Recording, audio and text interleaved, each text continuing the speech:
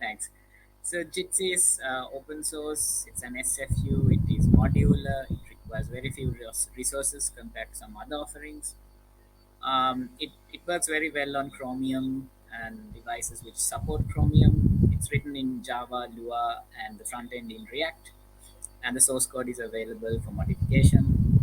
It's currently taken care of by 8 by 8. So I'll hand over to Dilushan. Dilushan, would you like to screen share? Or should I continue? I Would will you? explain here. Okay, thank you. Okay. As Achala explained, uh, it is this is WebRTC, uh, WebRTC video conferencing platform, and because of that, it is very easy to host a GCMeet uh, in a website.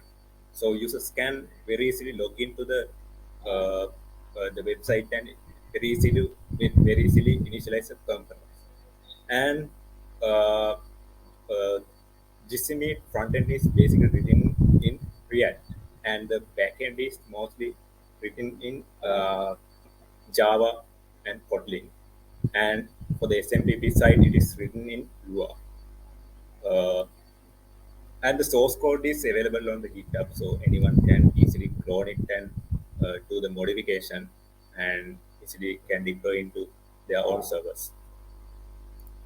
So if you get the GCMeet architecture, this is the high-level architecture of GCMeet, and as you can see, there are several subcomponents of the GCMeet, and usually the requests are started from here, and usually this is a web browser such as Chrome, and when the user initialize the components, the request usually come into the HA side, and HFRC is a load balancer, and it will route those traffic into the Nginx server, and Nginx server is actually acting as in this occasion as a reverse proxy, and it is serving legitimate front end static content such as CSS, chart, JS files, and audio files, and all those static content through the Nginx, and all the control commands also routing into the SMTP server. We are using Prosody as the SMTP server in GC. Uh, Actually, the Prosody server actually acting as a communication hub for the other GCMeet component such as Gcopo, uh, Gigasi, JB, and Jibri. All those subcomponents are communicating with each other using the SMTP protocol, and the Prosody is acting as the message passer between those subcomponents. And if you got the Gcopo is the main actually, you can say it is the brain of the GCMeet architecture, and it is taking all the intelligent design decisions. And the JV is actually passing um, uh, it is actually routing the audio and video streams between clients. So it is really resource intensive because it has to handle a lot of uh, incoming and outgoing traffic. So because of that reason, we usually separate JAB from other components. Because if you put JAB with other components, it might affect to the core components such as Gcofo and Prosody. So if you get the Gigasi is actually handling. Uh, it is used to connect DSTN network to the GSMIT conferences through a SIP gateway, and it is also can be used to translate GC conferences in real time. And GP is usually using for the recording. You can record the meeting, and after you have done the recording, you can upload that recording into a S3 bucket or NFS mount or anything anywhere you want. And also you can use that to live stream your this meet conference to YouTube or something like that. Anything support RTMP protocol. So that is basically the Dismiss architecture. And the scaling. Usually, most of the people struggling when it comes to the scaling. So when there are a lot of people coming to a meeting, it might hang your setup. So this is very important. And for that, we are to handle the huge incoming traffic. We are using two techniques, that is auto scaling and sharding. So as you can see in the left side here, we can see there we have one mid server and one JAB and one TP server, and we have very less traffic coming into the system. So from one JAB we can handle that system. Let's say we suddenly be having a huge traffic coming into the system, such as this. Uh, in that occasion, our auto scaling mechanism can automatically, dynamically introduce more JEBs and more GPs into the system like this. And uh, so in the AWS to implement this mechanism, we are using some services like the auto scaling groups and cloud channels. We are using also multi-shard architecture. Sharding is actually, as you can see, you can call this is as a one shard, a single shard. So in a single shard, usually it will contain a single meat server. Inside of in this single meat server, there will be Prosody server, Prosody SMTP server, and the Gcopo and Nginx, and that's it. And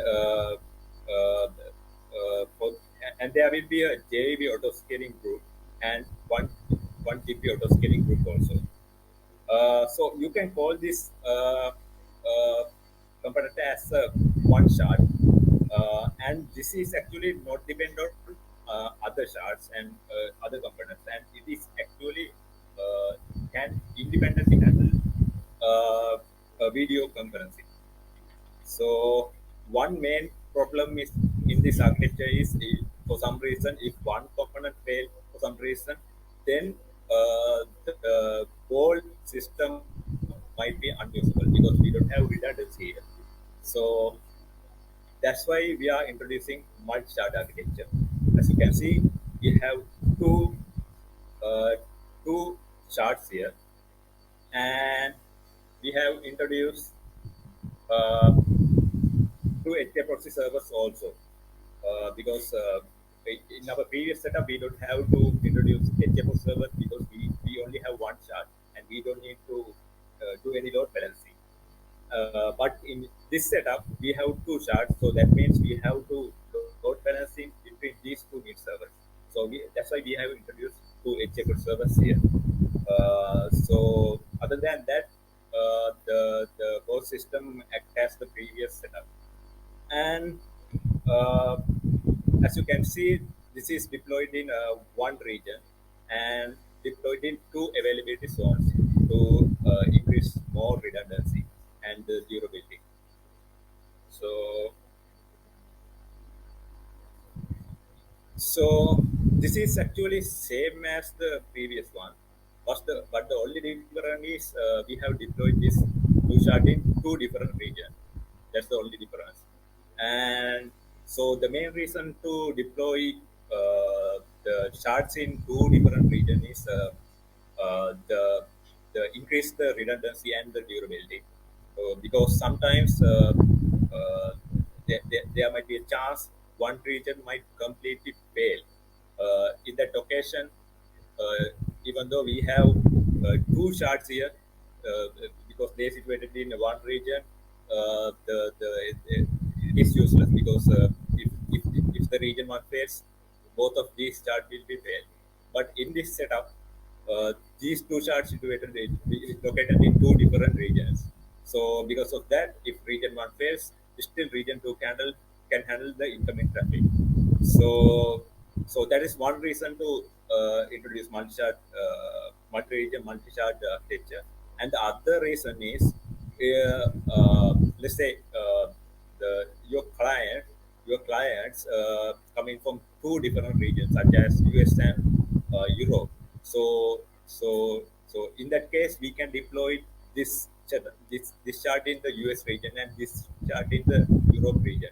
So that way, we can set up the DNS to route those users to, I mean, the users from the US region into the US chart, and the people from the Europe chart, people from the Europe to route into the Europe chart. So that way we can reduce the latency between the server and the client tremendously, and because latency is very important in the real-time communication, so we can reduce the latency by doing that. So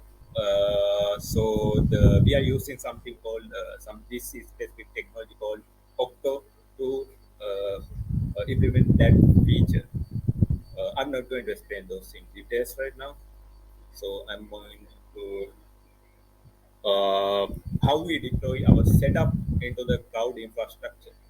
And for that, we are using combination of the Terraform and Ansible scripts.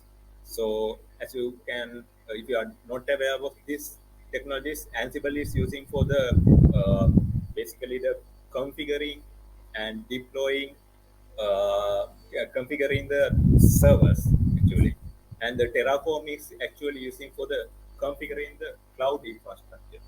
So we are using Ansible to actually generate the GCMeet and GPRI and JEB images. So what we are doing is basically we are getting an empty EC2 instance, and we are installing required packages in there, and we are doing the necessary changes for the configuration.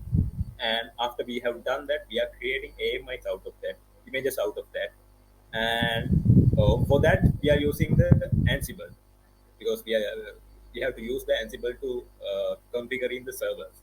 And after we have done created the images, we move on to the Terraform, because next thing we have to do is the configuring the cloud infrastructure.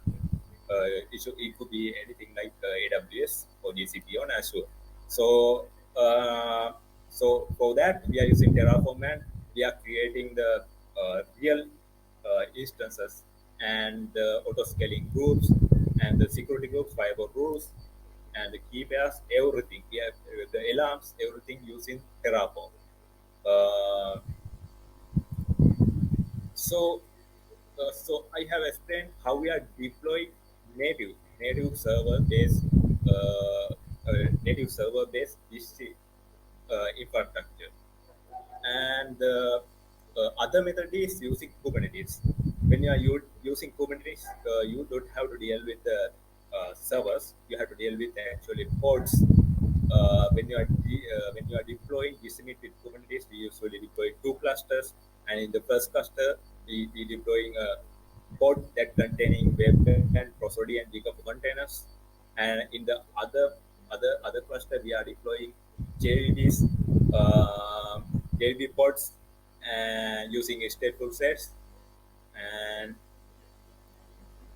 uh, so for the auto scaling part, actually we are using HPA, horizontal port autoscaler, and we for that we basically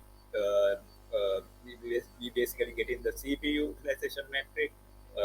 When the CPU utilization metric go beyond some level, we introduce more ports into the system, and if it is go below some limit, we we remove redundancy ports from the system.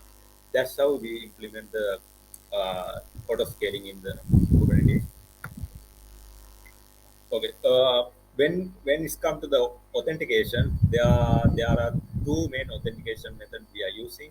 The first one is the uh, normal password based authentication, and the second one is the JWT. There will be some other authentication methods such as LDAP and other stuff. So the most of the time we are going with the JWT, and so usually people use Disseminate with some other external application. Usually, I mean, in that external application, people can create conferences and schedule the conferences and do different kind of stuff. after they have done it, uh, when, when, when, when, when they actually load in the GCMeet conference, we have to load that GCMeet in GCMeet conference inside of a GCMeet iframe, uh, inside of that external application. When you're going to do that, you have to use JWT authentication. So, so so in that occasion, when you are creating the iframe, you have to create a JWT for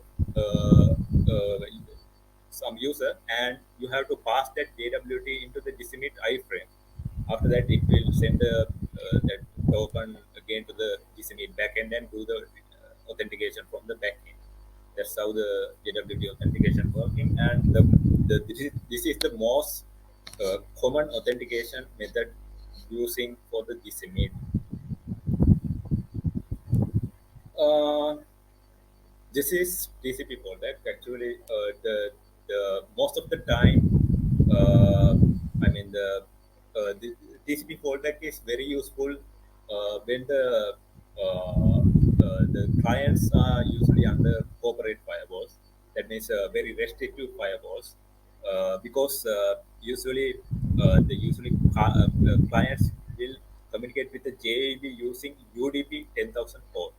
So this is a non-standard code, and usually the most of the time blocked by the corporate firewalls because they are very restrictive. So, but most of the cases, in any firewall, for port 443 open. So if you enable TCP fallback, if it let's say Bob try to connect to JAP, if it is failing, if you have enabled the TCP fallback in JAP, then it can fall back into the port 443 in TCP mode and continue the operation, continue the conference. So that is what TCP fallback, and it is very useful in restrictive firewalls.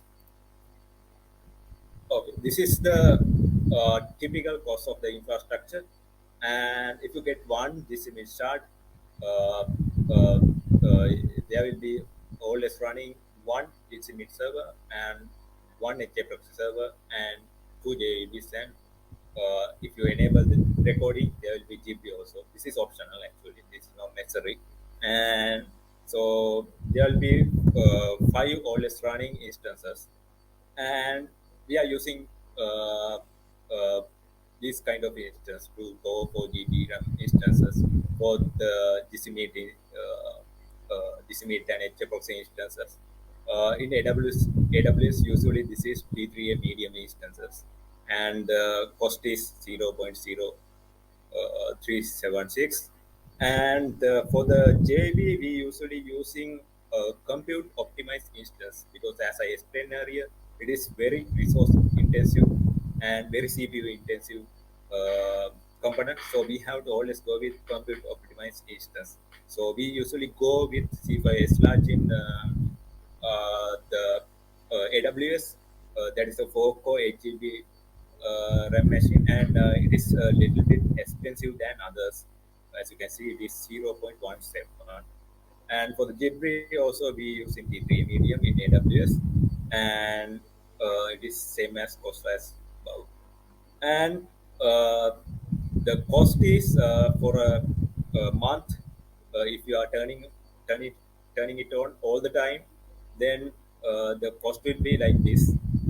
Finally you will get 326 bill on the end of the month. But in the uh, uh, most of the time, the usually the system is usually working on active hours only. Usually it is like 10 hours for a day. So in that occasion, we can turn off this instance in other hours, inactive hours, and save a lot of money. And we can do that by scheduling the turning on and off very easily from the AWS side. Okay. Okay. Jamie. Yeah. Thank you, Dilushan. So before we move into the Q&A session, I would like to give you a brief introduction about Matrix and how we work with our clients. So Matrix IO is one of the most experienced Jitsi Meet and WebRTC based solution company. So far, we have served around 350 clients globally. We have diversified client base, and we serve telco, healthcare, education, government, not-for-profit organization, and military sector. We have a dedicated professionals working with us, and we have 3 business locations: Singapore, Australia, and Sri Lanka. Dilushan, next slide.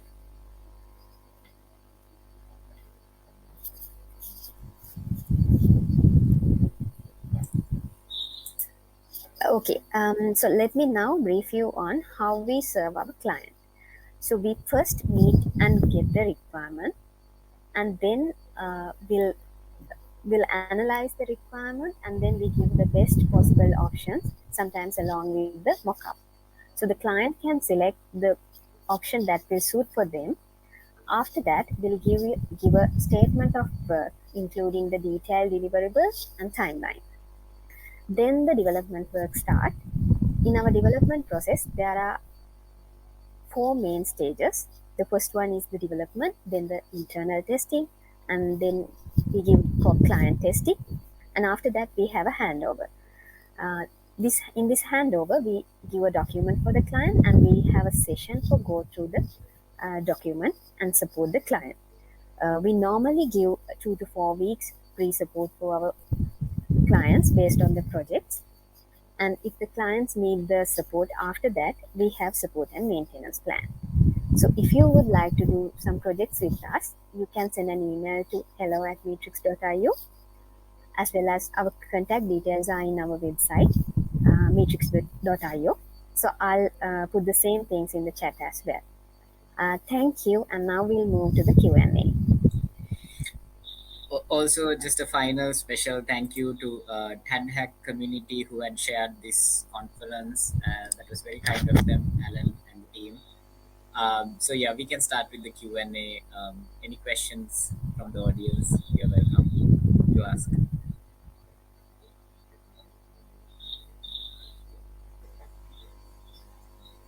Charles, no flames for us?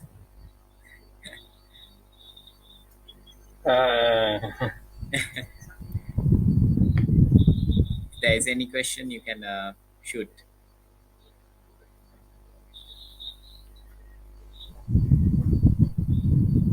Hope everything was clear. If there's any doubt, you guys can ask us again. We'd be happy to explain.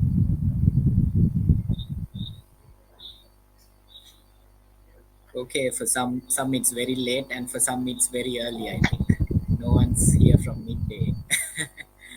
So thank you. Then I think we can wrap. Okay, we have a question. Go ahead. Oh yeah, quick question. Thank you so much for the presentation. That's very fascinating. So I have a question about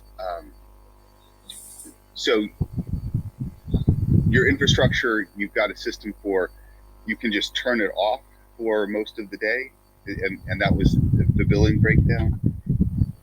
Yes, it's some strategy some customers would opt for if they don't have like 24/7 usage. It's just a very basic scheme where you can schedule your servers to run whenever you really need them only, rather than paying for unused hours too.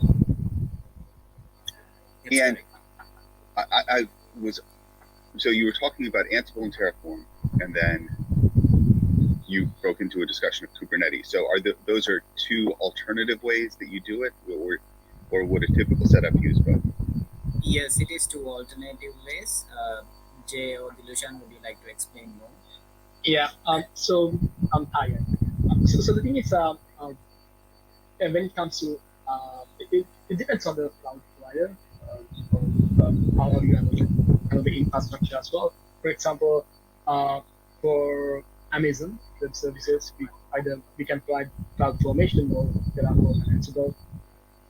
If you take Google Cloud or Azure, or if you have your own Kubernetes deployment, we can provide Kubernetes infrastructure.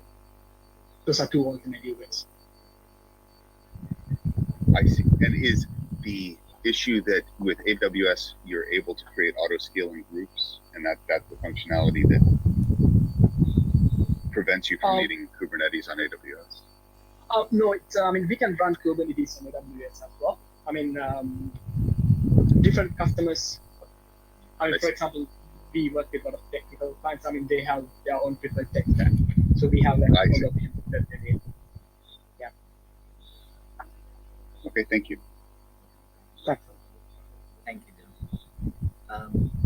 Any other questions? I see something on the chat. Oh, it's just jamming.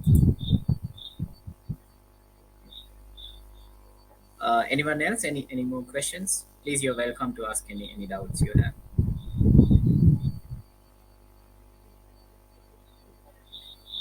Okay, then we'll wrap up.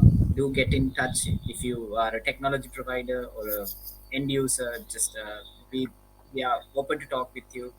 Thank you again for joining this session, and hope you enjoy the journey with WebRTC and Jitsi.